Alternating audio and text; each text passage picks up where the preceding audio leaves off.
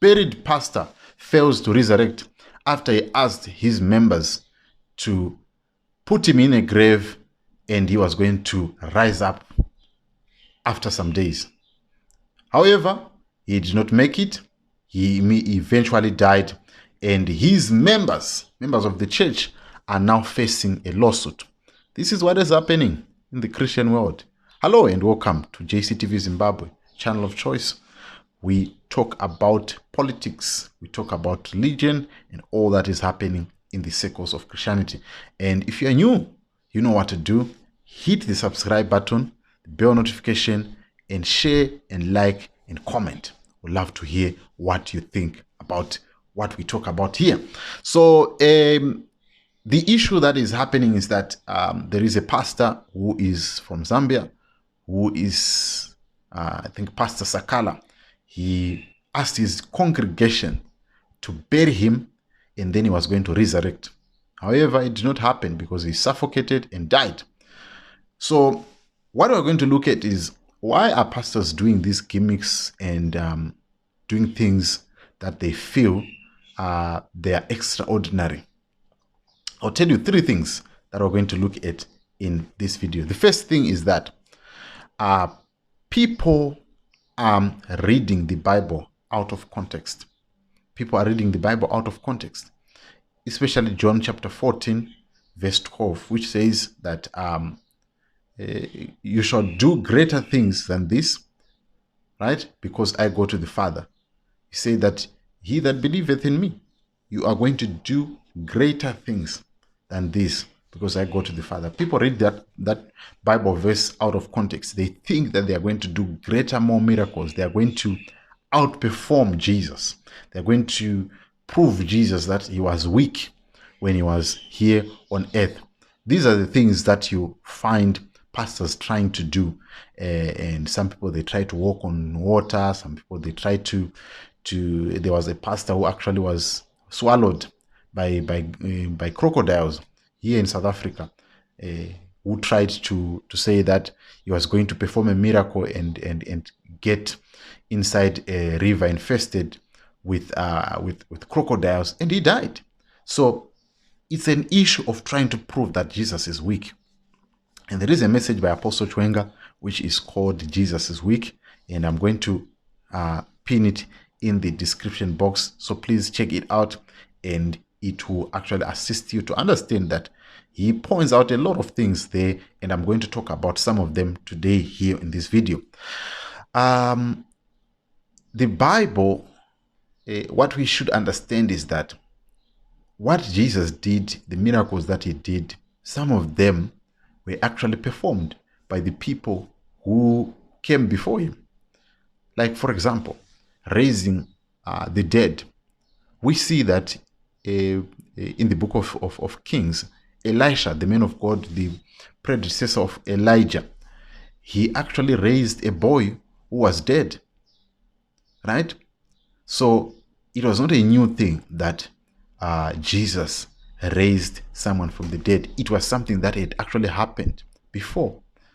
So it is that means that it was representing something. Jesus was trying to teach us something, right? So when we see Jesus raising someone from the dead, it was representing the resurrection of the dead person, which is your spirit. That is that resurrection that happens. So it was not speaking about the resurrection of physical people.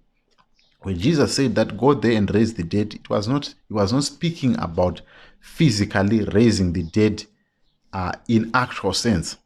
Yes, some people were raised. If you read in the book of Acts, Dorcas was raised by Peter. But the raising of the dead that Jesus was specifically talking about, it is the raising of the dead man, according to the book of John chapter 11, that he that believeth in me, even though he was dead, he would live. So he is speaking about dead in the spirit and then being raised up with Christ. So that is the resurrection that people are talking about. So in this message, he also looks at what people are trying to do. People are trying to prove Jesus weak. in the sense that they say they want to give more to the poor. They want to give more to the poor, want to give to the community, want to give to these people, which is in no way bad. But what we didn't see is that Jesus did not give anyone anything. He did not give anyone money in his lifetime. He did not give anyone money as a donation. Some people might say, oh yes, he fed 5,000, but they never went with that bread home. The Bible says they collected all the crumbs, and it was taken by the disciples. So none of them went with that food home. So it totally represented something. So people are trying to feed the poor and prove to the world that they are better. They are doing what Jesus did. It was not about the giving of food.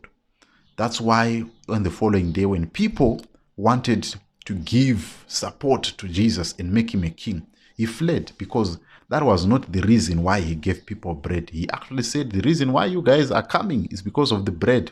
So people are trying to prove that Jesus was weak by doing things that they feel that Jesus did not do, because they are reading the Bible out of context. And I want you to listen to this lady who was speaking about the book of Philippians chapter 4 verse 13, which says, I can do all things through Christ, which strengthens me. Direct line to Jesus, how may I help you? How do I study my Bible? Always read in context. What does that mean? Read the pretext, post-text, so you can understand the context, which is the main verse in question that you're reading. For example, Philippians chapter 4 verse 13 says, I can do all things through Christ who strengthens me. But you can't do all things. You can't marry my husband through Christ who strengthens you. You can't lie down for a truck to run over you through Christ who strengthens you. So what was Paul talking about? Let's find out by reading the pretext, which is the previous verses. In Philippians chapter 4 verse 12, it says, I know how to be abased and I know how to abound. Everywhere and in all things, I have learned both to be full and to be hungry, both to abound and to suffer need. So Paul is saying, I know how to live on little and I know how to live in abundance. I can do all these things, meaning I know how to abound and be abased through Christ who strengthens me. So when we see a statement like that in the Bible, he is referring to the things in the verses before or after. So always read in context. If you don't, you'll be making the verse say what it isn't saying. Thank you. You are welcome. So this shows you how people read the Bible out of context. They read one quote and then they run with it, and they read it out of context. They believe that they can outdo Jesus, and at the end of the day, they fall in these traps that are set by the enemy. So that is issue number two, the issue of trying to outdo Jesus. And then the third thing that then happens is that people they don't even have the Spirit of God in them. Look at what happened to the sons of Sceva, who were the sons of the priest. They wanted to outperform Paul, and look what then happened. They were beaten up by demon possessed men. Why? Because you are doing things. You are doing things that one you have no knowledge about, because they reckoned themselves as better than Paul because they were sons of the priests. That's what they thought that Paul is not a Levite. Paul is not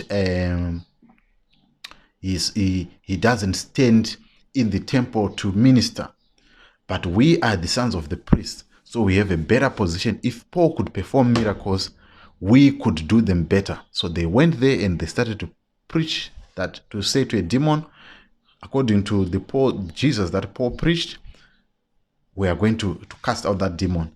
And this was their circumstances. They were beaten up.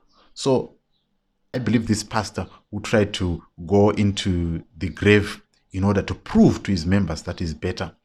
He was trying to prove that he's better to his members. And in return, it is to make sure that people follow him with so much reverence. Instead of reverencing God, instead of fearing God, they now start to fear the man, that this is the man. Imagine if this man had resurrected from the grave, what was going to happen? He was going to terrorize the whole city, say, I was in the grave and I was up for 3 days, maybe for some days or maybe some hours.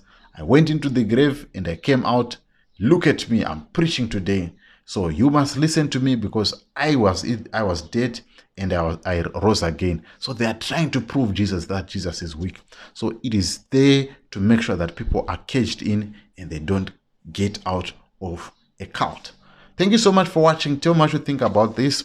And if you have any experiences in your area or in your country about people who tried to outperform Jesus, tell me what you think about. Tell me those stories in the comments below. Even if you can put a link or can share a link, I'd love to hear those people that want to prove Jesus wrong. But as I promised, you can go and watch the video, Is Jesus Weak? It is a very powerful message that is going to assist you in understanding why modern day pastor is doing what they are doing in order to prove to the world that they are better than Jesus. That's all that I have for you. I'll see you on the next episode. This is your boy once again reminding you that Rise Up Africa, the world is waiting for you.